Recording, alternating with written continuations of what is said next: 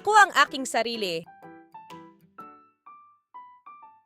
Kilala mo ba ang iyong sarili? Kaya mo bang sabihin ang mga detalye tungkol sa iyong sarili?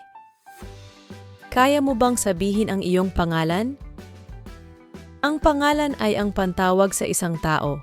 Ito ay binubuo ng unang pangalan at huling pangalan o apelyido.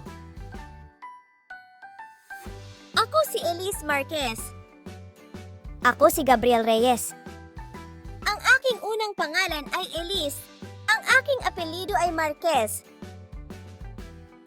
Ang kasarian ay ang pagiging lalaki o babae ng isang tao. Ako ay babae. Ako ay lalaki.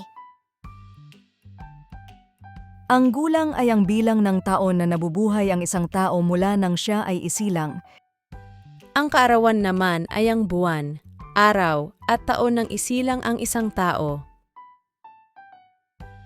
Ako ay 5 taong gulang. Ipinanganak ako noong 9 ng Marso, taong 2018. Ako ay 5 taong gulang din. Ipinanganak ako noong 11 ng Abril, 2018.